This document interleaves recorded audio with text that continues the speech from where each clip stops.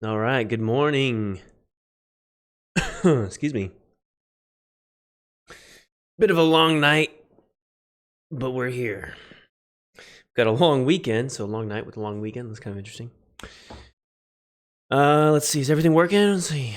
Microphone's working. Camera's working. Cool. I think we are set. This is exciting. This is our second to last true lecture. Let that sink in for a moment. Second to last true lecture. Next week will be a behemoth of a lecture because I'm combining all of the, we'll call them irregular verbs, but they're not irregular. They follow just a different pattern. The me verbs, we're going to handle all of that next week. So next week's going to be at least an hour lecture. But then after that, 5 weeks of translating 1 John. Boom, boom, boom. We're going to actually use what we've learned, which is exciting. But before we can do that, we have to do next week. And before we could do next week, we have to do today. Today is the imperative mood. So we'll dive into that. Imperative is the, commands, requests, entreaties. They throw in entreaties because, you don't technically command God to do something, right? No, you pray, you request, you entreat, kind of a thing. So, but when you're talking human to human, it's probably command, unless you're talking of a subordinate to a superior, then it's probably in a request entreaty, probably. So that's what we're talking about today.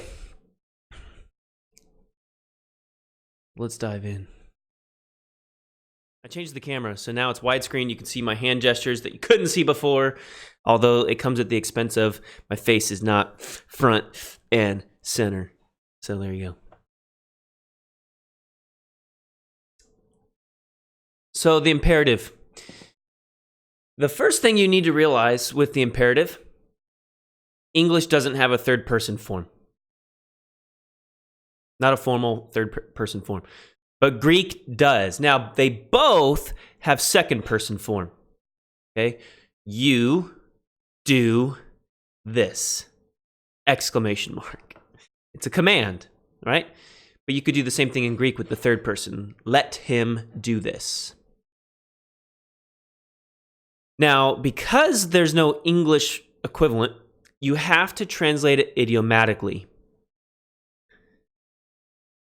There's no equivalence, right? So you got to make it work. Blepeto. Let him look. Now remember, imperative is not indicative. Therefore, there is no time. There is no time significance. There is only aspect. Continuous or undefined. Just like we saw with the infinitive, just like we saw with the subjunctive. Technically, just like we saw with the participles. Okay? All of these are non-indicative moods, which means they don't indicate anything about time. The best that they can do is indicate aspect. Is it continuous action? Let him look continuously? Or is it undefined? Let him look. Okay? So that's the imperative in a nutshell. So here's the continuous imperative. You start with the present tense stem. Then you have your connecting vowel. And then you have your imperative morpheme. Okay? And that's how you form the imperative. You can see here there's no first person, just second and third. This is the active. Lie, second person singular. Lieto, third person singular. Liate, second person plural. This is identical to the indicative, present active, okay? Second person plural. And then there's third person plural, lietosan.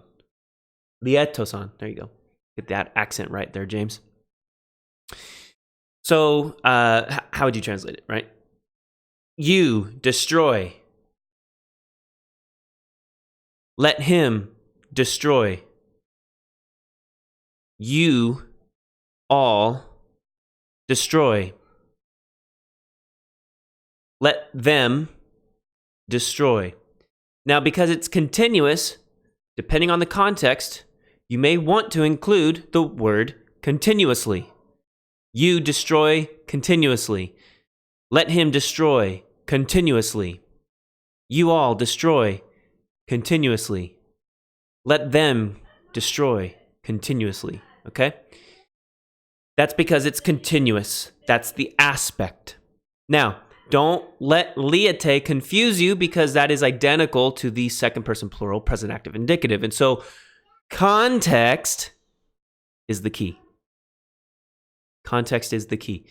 Without context, you cannot fully interpret what's going on, right?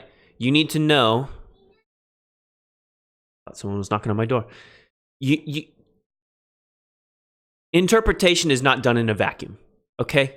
So context is going to be crucial to that end to determine, is this indicative or is this imperative, okay? Now, along with the continuous imperative comes middle passive. Liu, liestho, lieste, liestoson. Okay? These are identical, just as we saw in the active for the second person plural, lieste.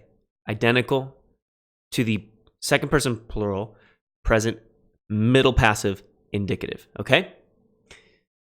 Again, depending on the context, you might use it passively, be destroyed. You might do it reflexively, destroy yourself, destroy themselves. Okay? And depending on the context, you might include that continuously word, helping word, right? So destroy yourself continuously. All right?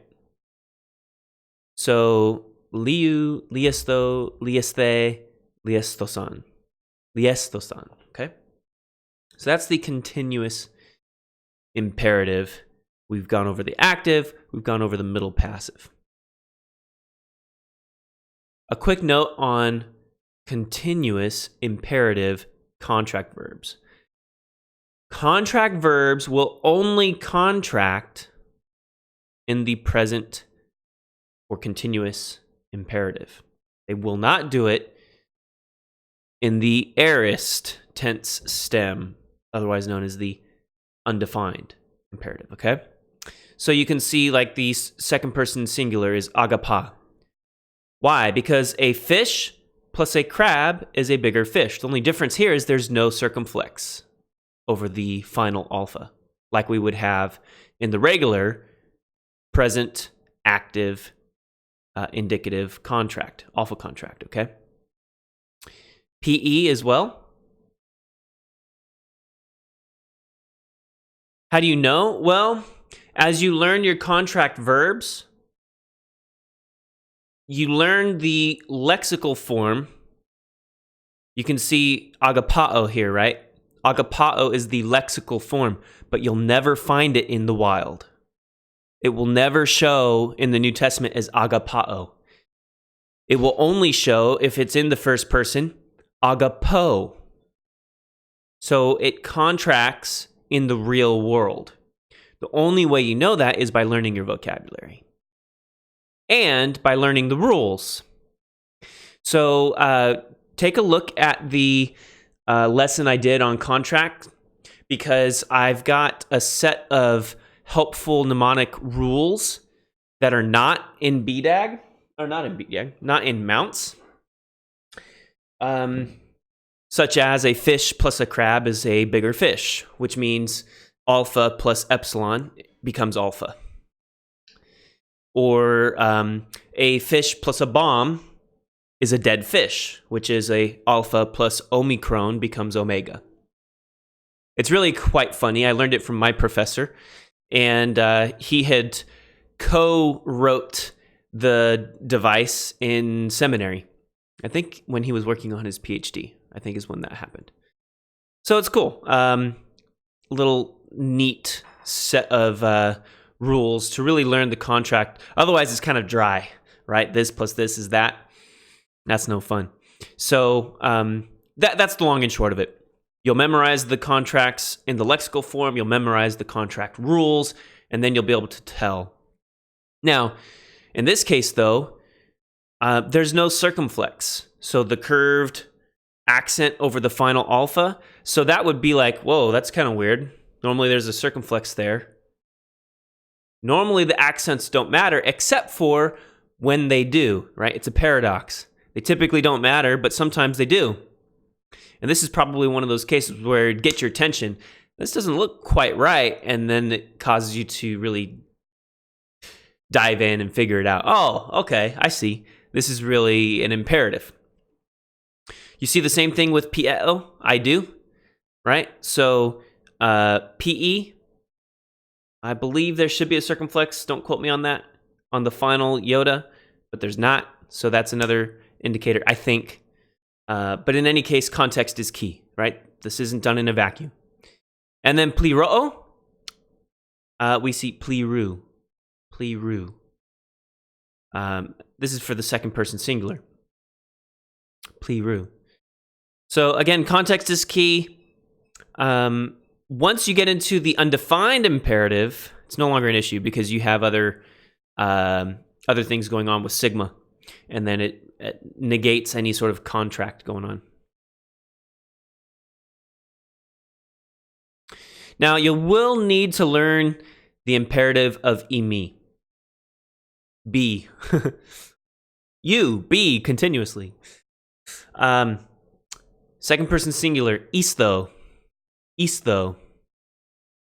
Third person singular, esto. Esto. Second person plural, este.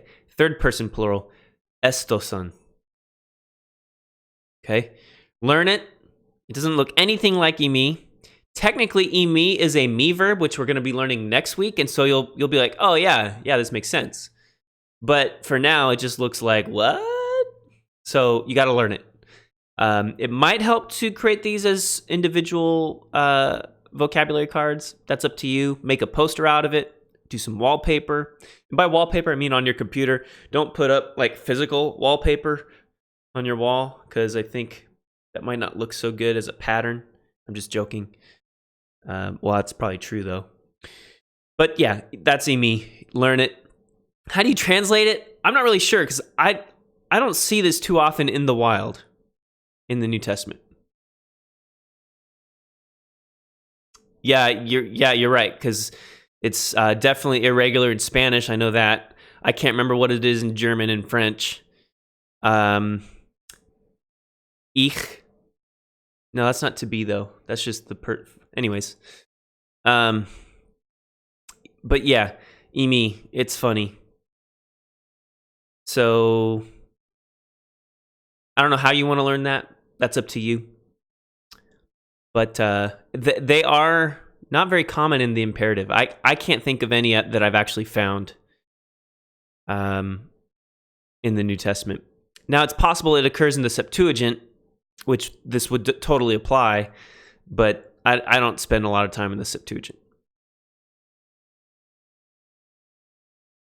So that was all the continuous imperative. Now let's talk about the undefined, and we have two forms, just like we've had with the undefined participle, just like we've had with undefined subjunctive, just like we've had with undefined infinitive. Because there are first aorists and there are second aorists, which again, a first aorist follows one kind of pattern, a second aorist follows a different kind of pattern. So for the first aorist, you're going to have the unaugmented aorist tense stem, plus the tense formative, plus the imperative morpheme. Unaugmented. Why? Because there's no time.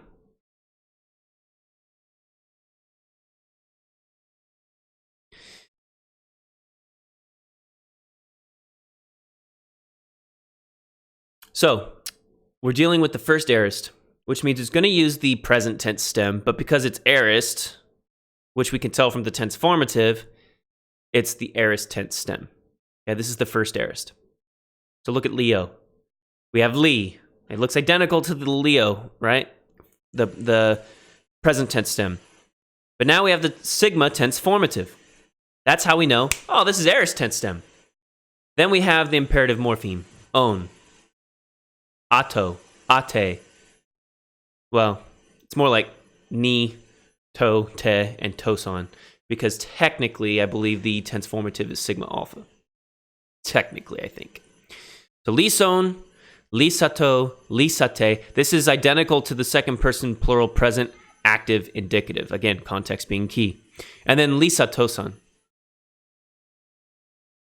That's not right. Lisatosan. That's better. Okay, so you could translate this: you destroy, let him destroy, you all destroy, let them destroy. It's undefined. There is no continuous aspect. There's no other time built in. So that's perfectly fine. You destroy, let them destroy. You would not do you destroyed. That would be indicative. That's past tense. There's no time. So that's the only thing to keep in mind. There's no time with this.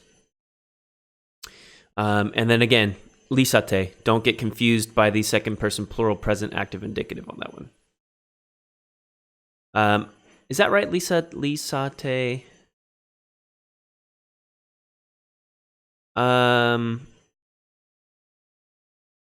No, I don't think that's right. Hold on. I think my comment is wrong. That might be aorist, not present.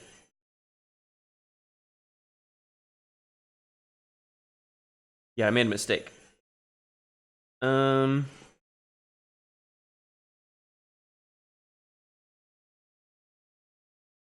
Present imperfect should be in the aorist.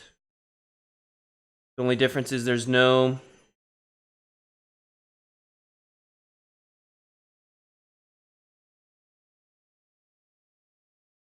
yeah, it looks identical to the middle passive.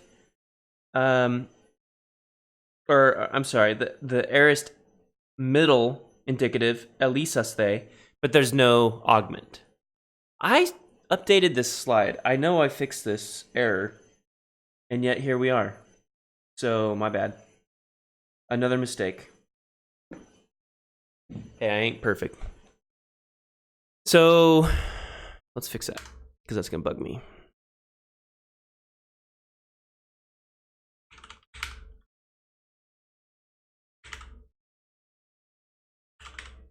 There we go.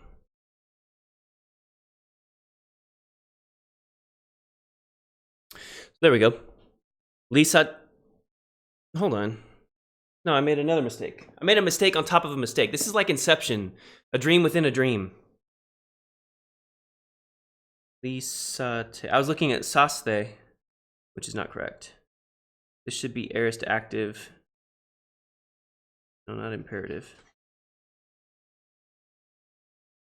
I'm on page 363 in the blue hymnal. No, that's the perfect. Where's the aorist? Okay, 362.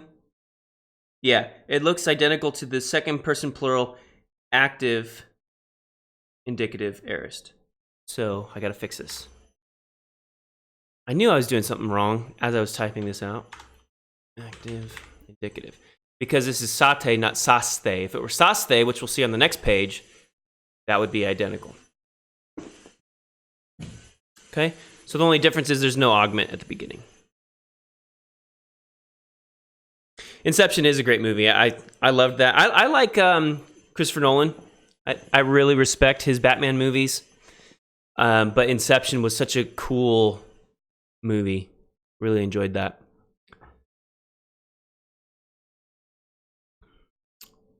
Now here's the middle. Also first aorist.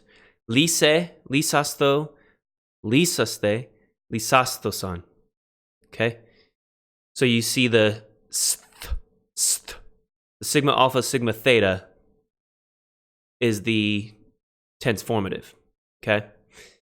The only difference is lise, right? Compared to the other three. It's much shorter, and it looks just like the aorist active infinitive. So again, context will be key.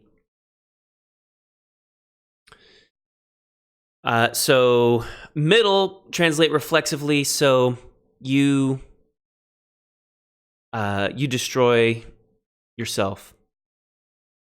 Let him destroy himself. You destroy yourselves. Let them destroy themselves. Okay? Lise, lisasto, lisaste, lisastoson. Context will be key. But now the passives are easy to identify because we see the theta eta. In this case, theta eta tav. And then the endings. But again, there's no augment.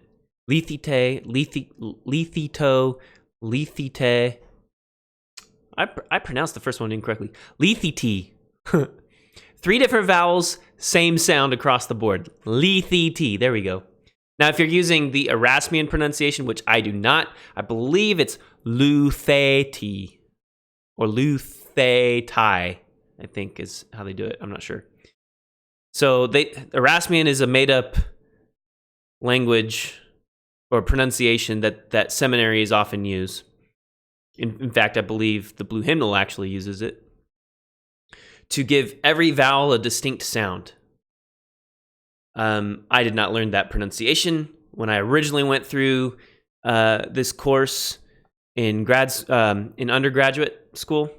I learned it's now defunct, but I learned a more modern pronunciation. And the way I pronounce it is lethite. So lethito, lethite, lethitosan. So just be aware that the way I pronounce it isn't even how, if you were to go to Greece today, they would be like, what? For example, gamma. They, I believe, pronounce it yamma, like a Y. So things have changed. But we're not trying to go over to Greece and speak fluently. We're trying to just dive into the New Testament and read it and translate it. Now, if your goal is to go that far to be able to read and speak it, then you might want to check out other YouTube videos that offer that side of it as well. And then you supplement between the two, between mine and theirs. I actually do the same. I have a subscription to, what is it? Greek, not Greek Word of the Day. I do that. I can't remember. But I do subscribe to some Greek stuff. And it's fun to see and learn some modern pronunciation, modern verbiage, so on and so forth. So this is the passive.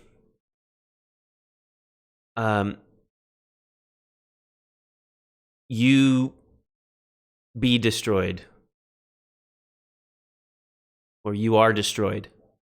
No, I don't like that either. This is going to be harder depending on the context.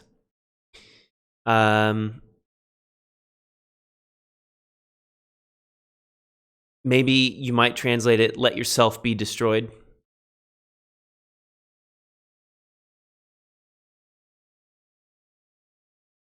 It's hard because how do you deal with there not being time?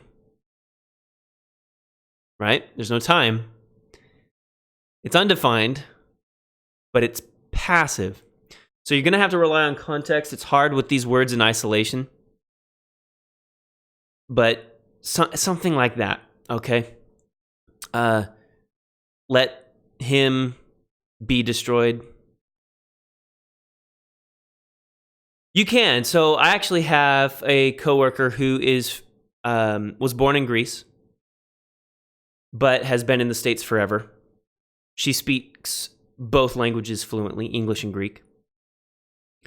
And I used a New Testament greeting one day, and I said, Charin, greetings. And she just looked at me funny, like, what? She didn't know I know a little bit of Greek. And I said, oh, sorry, maybe that's not how you actually say it today, but I learned that's the word for greetings. And she agreed with me. She said, oh, you're speaking in... Gotcha. So it was kind of funny, kind of awkward, but we got a laugh out of it. I don't think that's how you do a greeting today in modern Greece. So check out some other YouTube contents too for some of the simple, not communication, but simple dialogue for Greek. you might find it fun and helpful. I think it's neat to be able to do that with people. Lethito, lethite, lethitoson. So yeah, I think it's easier to translate these passively for the third, which is ironic because the third is supposed to be harder because we don't have that in English, right? Lethito, let him be destroyed. Lethitoson, let them be destroyed. I think that really works fine. It's the second person singular and plural that I really don't like this in isolation. You be destroyed. I guess you'd have to do it that way. You all be destroyed, something like that. So all of that was first aorist. Now let's talk second aorist. The key to second aorist, whether it's in the imperative, infinitive, the subjunctive, or the participle, is it uses a different tense stem than the present.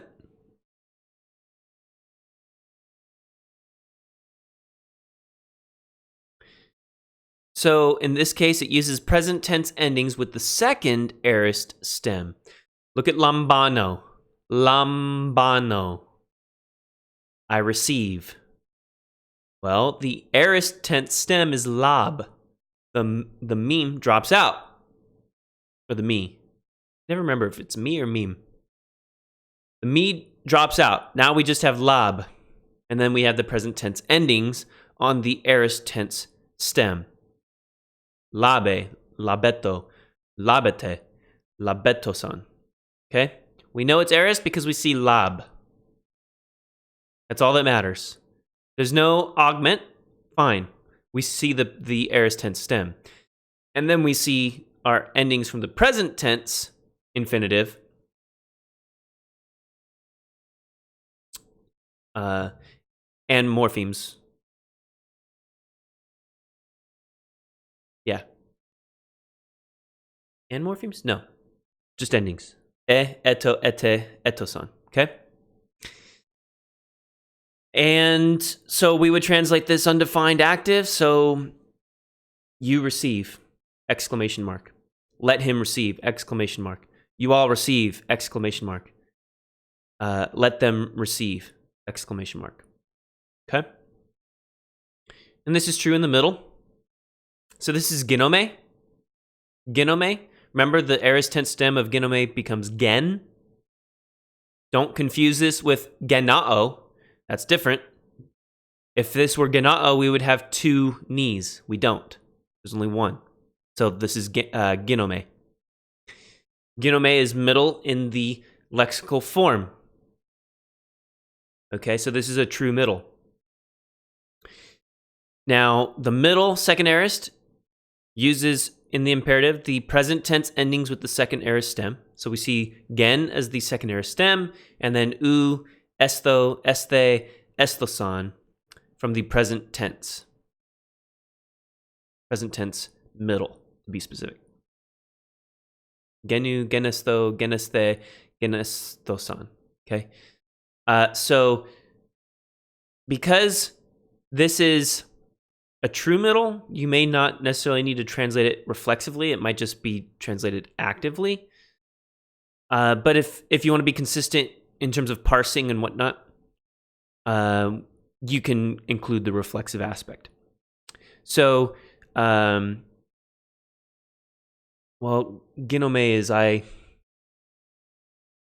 become. So there's really not much of a reflexive aspect to that. I become myself? No, not really. You can't make yourself become, well, I don't know, maybe you could. Philosophically, maybe you could. I don't know. I would probably just leave this as you become, let him become, you all become, let them become. But passive, so grapho, you heard me say last week and probably the week before, grapho is by nature, it is passive, right? The page is not going to write itself. It must be written by someone else. So it has, I guess you could say, this natural passiveness to it. Okay, so it looks the same as the first aorist passive imperative minus the theta, or theta, rather. Theta. So instead of a theta, we've got phi, which is part of the tense stem. So we have graph is the tense stem. Then we have the eta. Then we have tav, and then the ending. Okay? So eat. Graph, eat, e. Graffiti. Don't confuse this with graffiti as in English, like, oh, dude, hey, I see the cops, get out of here, let's go. That's different. Graffito, graffite, graffito-san. So,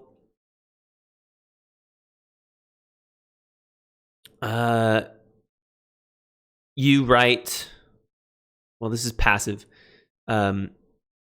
You be written. Let him write. Let it be written.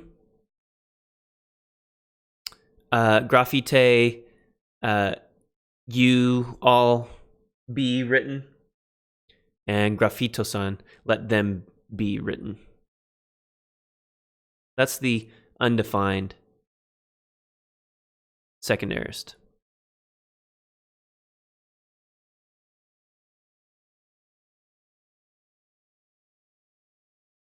In the passive.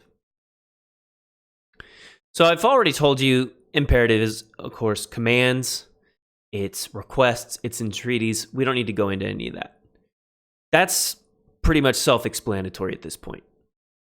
You can look at the examples provided by Mounce. Where you really need to pause are prohibitions and negations. You have simple negation in Greek, where you have ou plus the future indicative. This is a simple command with simple negation. You will not commit adultery. You will not murder. This is like the language in the Ten Commandments. So it would not surprise me in the Septuagint if we have simple negation just like this. Ou plus future indicative. Okay? But if the prohibition is prohibiting continuous action, you're going to have me plus the continuous imperative.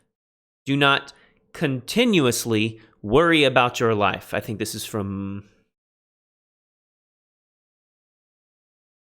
I think it's from Matthew in the Sermon on the Mount, and not to worry. I just don't remember the chapter. It might be Matthew, I don't know, 5, 6, or 7, somewhere in there. But again, me plus continuous imperative. Now, you use ou in the indicative, you use me with everything else practically. Okay? And that's why it's me plus continuous imperative. Now, if it's prohibiting undefined action, it's me plus undefined imperative. Do not let your left hand know what your right hand is doing.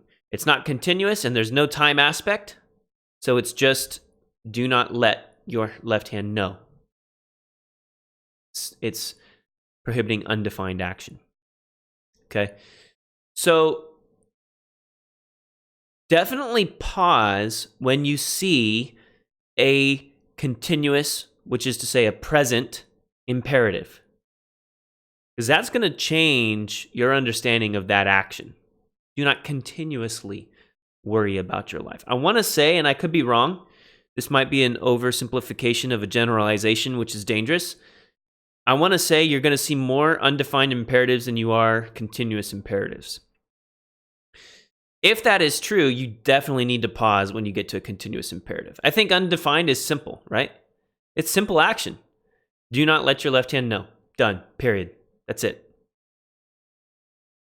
It's the do not let your, or do not continuously worry about your life. It's not saying never worry. It's saying don't continuously worry. You see the difference? So that's why I say pause when you get to the continuous imperative especially. There's also the subjunctive. It can be used in prohibitions. Again, with me, because me is used with the non-indicative. So we have me plus undefined subjunctive. This is a strong negation, or stronger negation than oo future indicative. Do not think that I have come to abolish the law or the prophets, says Jesus. He is emphatically saying, he's prohibiting, do not think. Okay? So it's emphatic. This is a strong negation. There's a stronger one than that. Ooh, me, plus the undefined subjunctive. It's the strongest prohibition or negative equivalent to most certainly not in English. It refers to a future situation. So Jesus said, my words will most certainly not pass away. This is a super strong prohibition. It's not going to happen. Oo plus me plus the undefined subjunctive. There is another one with the optative. And Paul uses it. I think it happens a couple of times. And when it's oo, me plus the undefined optative, which we haven't covered the optative because it's so rare. It's basically like the subjunctive, but it's the realm of possibility rather than probability. Is that right? Yeah, I think that's right. So you would translate oo, me plus the undefined optative as may it never be, or something like that. May it never plus whatever the verb is. In this case, it's me. May it never be. So just be aware, there's one even stronger than that. But I think it only happens a handful of times in the New Testament. It's pretty rare. So that's the prohibitions with the negations. You can have it with the future indicative, you can have it with the undefined or the continuous imperative, and you can have it with the undefined subjunctive, depending on your combination of oo for the indicative or me or oo me for the non-indicative, especially with the subjunctive. So those are fun. And there you have it. That's the imperative. So that's all we got for today. Pretty straightforward. What was that? 20 minutes? What time is it? 9:38? Okay, a little longer. 38 minutes. 30 minutes. So cool. Practice. We will see some imperatives in 1 John. Yeah, I am too. I haven't been doing any translation work since before January, so I'm definitely looking forward to it. It'll be fun. 1 John's relatively easy, so it's a great way to really introduce yourself to the translation process of combining everything you've learned in the blue hymnal. What's cool is you get to see a little bit of everything in 1 John. It's got it all. Whether special case use of the nominative, the accusative, dative, genitive, or we're talking indicative. It's got a lot of subjunctives and conditional statements. Imperative. There's some good textual critical analysis that we'll do in week 5. So we get to do a little bit of everything, which is nice. So I'm really looking forward to that exercise. That'll be good. Anyone watching through the archive or anyone who hasn't engaged in chat, if you're not following already, hit subscribe, hit the bell for notifications so you can get alerts when videos publish. I publish right now videos daily. I will not continue that once it's complete with that project, and that's the Greek word of the day.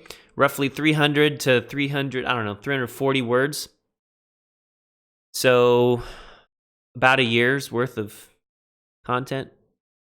That is such a lot of work. I will not do that for Hebrew when we do Hebrew in January. What I will do, though, is cover the vocabulary weekly in these lectures. So that'll be fun in a far easier way to do it. But yeah, so for now, hit subscribe, hit the bell for notifications. You can follow along with the Greek word of the day. And then I'll be back again next week and for 5 weeks after that as we translate 1 John. handling the conclusion to this beginning biblical Greek lecture series. So yeah, stick around and have fun. Thanks again for joining. 1990 CWA 81625. It's nice to have you. I'm going to call you CWA from now. Oh, you know what? There's a channel here where I live. I don't know if you have it where you are, called the CW. I'm just going to call you CW. CW. Thanks for joining. Opa! Nice. Cool. Alrighty. Well, next week is our final lecture on me verbs. So don't forget, I think that's, 3 different chapters? Let's see. It's a lot of content. Yeah, it's 34, 35, and 36. The indicative of didomi, the non-indicative of didomi, and then some really interesting ones, istimi, tithemi, and dikmimi. They're me verbs, but they are funny. They are funny. So it's a lot of reading, but it'll be worth it so that we can get into 1 John. Lord willing, see you next week. Absolutely. So with that, have a good week. Rest up, read up, practice up, and come ready for next week. We'll see you. Bye-bye.